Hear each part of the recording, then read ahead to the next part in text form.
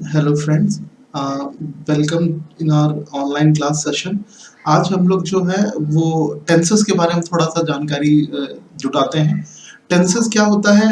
Basically बहुत normal सा चीज़ें हमारे एग्जाम्स में आती हैं, लेकिन कुछ चीज़ें जो अभी हम लोग देखते हैं वो देखते हैं। एक सेंटेंस में दे रहा हूँ आपको, वो सेंटेंस आप पहले सॉल्व करने का कोशिश करिए। बहुत आसान सा सेंटेंस है जो आप बचपन में, अगर आप यूपी बोर्ड से पढ़े हैं तो आपने क्लास 8 9 में किया होगा। If you are from CBSE और आईसीएसई बोर्ड तो आपने क्लास 6 या 7 में ही कर लिया होगा वो चीजें।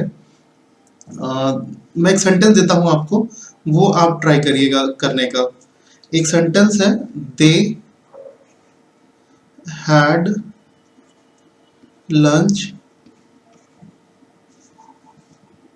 They had lunch in a hotel.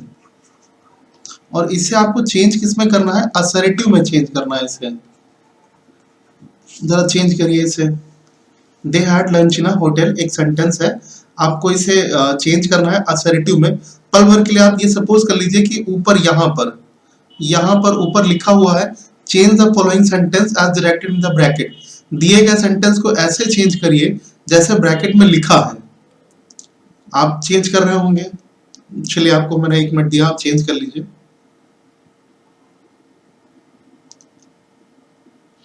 अच्छा, अब हुआ क्या होगा, कई लोगों ने यहाँ पे हैड को चेंज कर दिया होगा या लंच को चेंज कर लिया होगा। लंच को कई लोगों ने लंच कर दिया होगा। मैं आपको एक चीज बताऊं, लंच जो है दैट इज अ नाउन, और नाउन में हम कोई भी चेंज नहीं कर सकते हैं। अगर किसी ने भी इसे लंच किया है या लंचिंग कुछ और किया है तो that is a wrong thing. एक और सबसे इंपॉर्टेंट चीज जो मोस्टली स्टूडेंट करता है, वो करता क्या है, यहाँ पे हैड के बाद में जाके नॉट जोड़ देता है कि भाई नॉट जोड़ना है। अच्छा, आप में से कई सारे लोग ऐसे भी होंगे जो सोच रहे होंगे कि sir sentence already assertive form में ही है। ऐसा नहीं है। मैं आपको बता दूं एक चीज, आपको क्लू देता हूं, मैं एक हिंट देता हूं। असर्टिव के दो मतलब होते हैं। एक असर्टिव का मतलब होता है अफर्मेटिव, और सेकंड मतलब होता है नेगेटिव। पल भर के लिए मान लीजिए, असर्टिव को आप पल भर के लिए डैडी मान लीजिए। तो इन डैडी के दो बेटे थे, एक थे भैया अफर्मेटिव और ये वाला, और एक थे भैया नेगेटिव। अच्छा, गली में क्रिकेट सबने खेला होगा। सामने वाले घर का शीशा चाहे ये तोड़े या ये तोड़े, पैसे किसको देने हैं? पैसे तो डैडी ही देंगे। इसका मतलब क्या है, जब when you will read the sentence, तो sentence is not looking like assertive, sentence is looking like affirmative. और आपको इसमें चेंज क्या करना है? असर्टिव में चेंज करना है। तो जाहिर सी बात है, आप कहां पे जाएंगे? आप जाएंगे नेगेटिव के पास। मीन टू से, आसान भाषा में आपसे सवाल सिर्फ इतना पूछा गया था कि आप सेंटेंस को नेगेटिव फॉर्म में चेंज करिए। जिन्होंने भी चेंज किया होगा तो उन्होंने क्या किया होगा, हैड के बाद में नॉट जोड़ा होगा इजिली। जो सबसे इजी थिंग है वो उन्होंने वही करी होगी, हैड के बाद में नॉट जोड़ा होगा, या लंच को लंच्ड किया होगा जिन्हें असर्टिव ही समझ में आ रहा होगा। सो मैं आपको एक बात बताऊं, बहुत आसान सा सेंटेंस। ये टेंसेस टॉपिक जो हम लोगों ने लिया था वो इसी बात पे लिया था। देखिए, होता क्या है, जब भी कभी बात टेंसेस की होगी, will discuss about two things. First would be your verb and second would be your helping verb. सिर्फ हमें इन दो चीजों पे फोकस करना होता है। जब आप वर्ब पे फोकस करेंगे तो आप देखेंगे, नहीं, पहले आप एक काम करिए, पहले आप हेल्पिंग वर्ब पे फोकस करिए। आप देखेंगे कि हैड जो दिया हुआ है, हैड आपका कौन सा टेंस है? आप कहेंगे सर सिंपली हैड जो है परफेक्ट टेंस का है, तो परफेक्ट के बाद में हम नॉट जोड़ देते हैं। तो हैड के बाद में आप गए, आपने नॉट जोड़ दिया। तो हुआ क्या, हैड के बाद में आपने जब नॉट जोड़ा, तो आप एक चीज गौर करिए, यहाँ पे गौर करिए। ये हैड के बाद में आप अगर परफेक्ट टेंस का है तो there should be V3 also. V3 का मतलब वर्ब की थर्ड फॉर्म है। अब हैड यहाँ पे लिखा, ये देखिए, हैड के बाद में कहीं वर्ब की थर्ड फॉर्म है? Lunch is a noun, in is a preposition, a जो है वो आपका आर्टिकल है, जबकि होटल आपका फिर से नाउन है। हम ढूंढने क्या निकले थे? हम ढूंढने निकले थे वर्ब की थर्ड फॉर्म, और हमें वर्ब ही नहीं मिली। इसका मतलब साफ है बच्चों कि ये जो टेंस है आपका, ये परफेक्ट टेंस नहीं है। ये कौन सा टेंस है, ये कंफर्म करने के लिए एक छोटी सी चीज आप याद रखिए। जब भी आप किसी के घर जाते हैं तो चाहे ना चाहे वो आपसे पूछता ही है ना, would you like to have tea और कॉफी? तो हैव की ही सेकंड फॉर्म लिखी थी हैड। और वर्ब की सेकंड फॉर्म कौन से टेंस में यूज होती है? वर्ब की सेकंड फॉर्म बच्चों यूज होती है पास्ट इंडेफिनिट टेंस में। और पास्ट इंडेफिनिट का नेगेटिव कैसे बनाते हैं?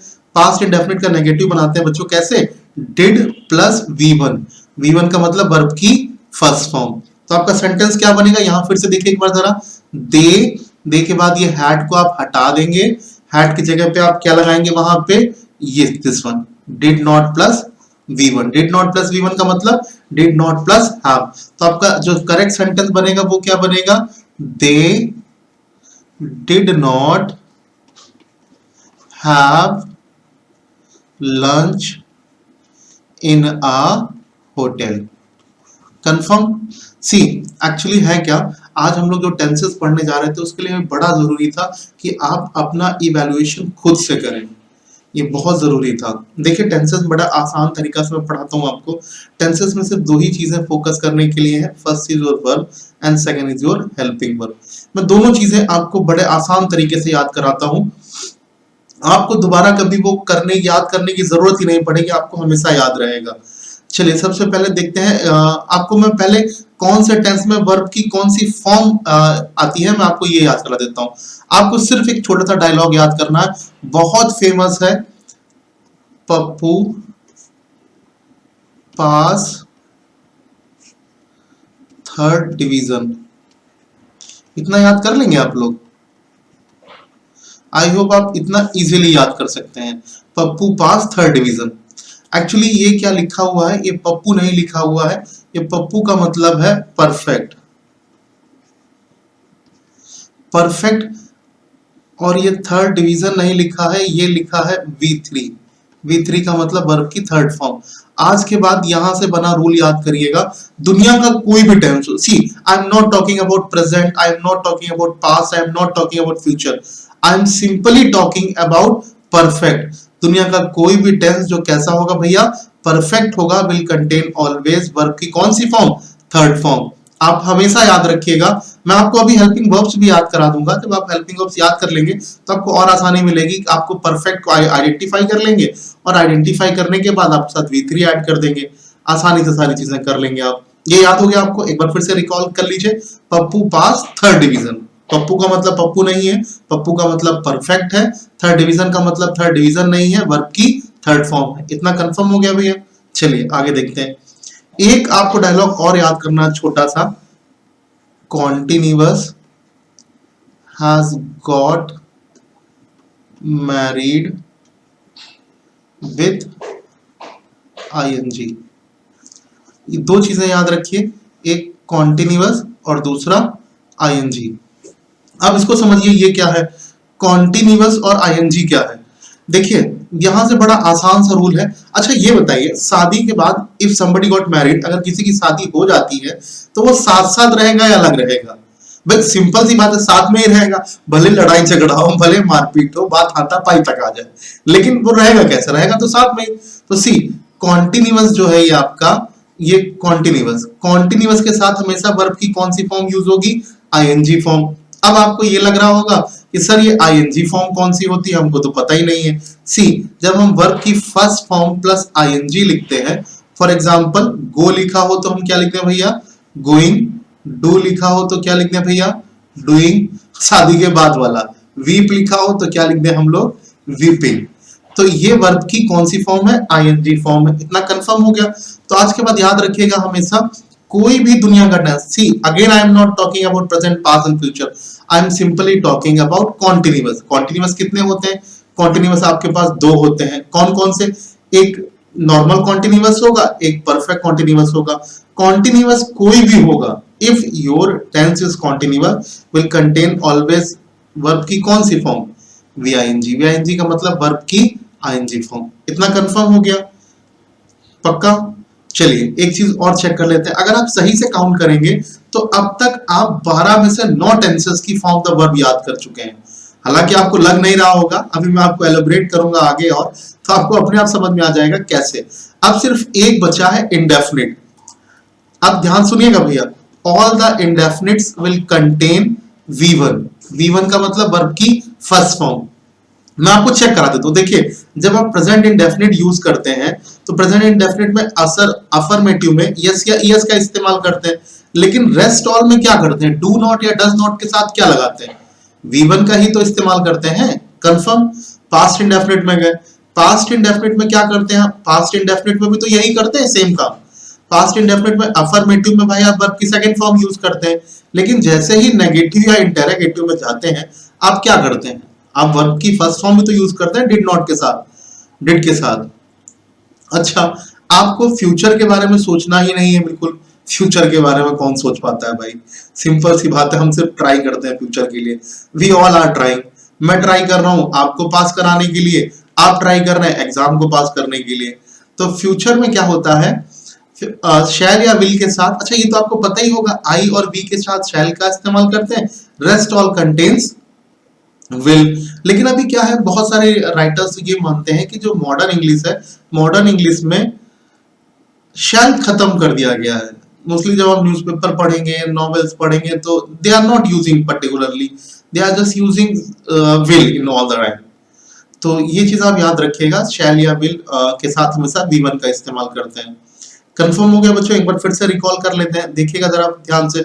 हम लोगों ने कहानी कहां से शुरू करी थी? हम लोगों ने कहानी शुरू करी थी they had lunch in a hotel से। मैं एक बार आपको रिकॉल करा रहा हूं, ध्यान से देखिएगा। They had lunch in a hotel को आपको असर्टिव में चेंज करना था। असर्टिव सेंटेंस का एक टाइप है जिसके दो मतलब होते हैं, एक अफर्मेटिव और एक नेगेटिव।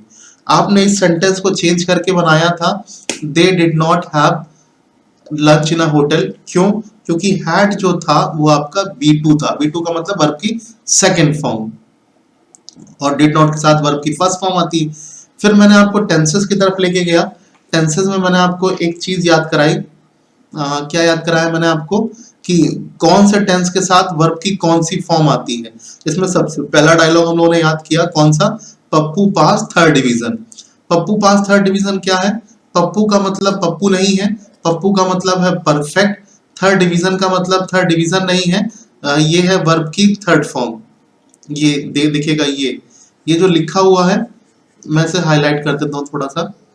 पप्पू का मतलब पप्पू नहीं है, पप्पू का मतलब है परफेक्ट। थर्ड डिवीजन का मतलब थर्ड डिवीजन नहीं है, ये है वर्ब की थर्ड फॉर्म। अच्छा, तो all the perfect will contain verb की कौन सी फॉर्म? V3। कोई भी टेंस हो, चाहे प्रेजेंट का हो, चाहे पास्ट का हो, चाहे फ्यूचर का हो, अगर वो परफेक्ट है तो विल कंटेन वर्ब की कौन सी form? Third form. Confirm?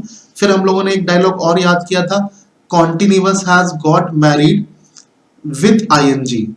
Continuous has got married with ING। अच्छा, एक चीज मैं आपको और बताऊं कि एक चीज मैं आपको और ये बताऊं कि ये मैरिड के साथ विद का इस्तेमाल नहीं होता है, लेकिन यहाँ पर हम लोग स्लैंग लैंग्वेज का इस्तेमाल कर रहे हैं। स्लैंग लैंग्वेज का मतलब I am just telling a dialogue to you people. मैं सिर्फ आपको एक डायलॉग बता रहा हूँ जिससे आपको समझना आसान हो जाए। तो कॉन्टिन्यूअस के साथ वर्ब की कौन सी फॉर्म यूज होती है? हमेशा ING फॉर्म यूज होगी। ING का मतलब क्या होता है? V1। ये V1 है आपका इंक्लूडिंग ING। जैसे एग्जांपल में मैंने दिया आपको, गो के साथ ING जोड़ा गोइंग हो गया, डू के साथ ING जोड़ा डूइंग हो गया, वीप के साथ ING जोड़ा वीपिंग हो गया। फिर इसके बाद ये एक्चुअली 9 हो गए थे आपके।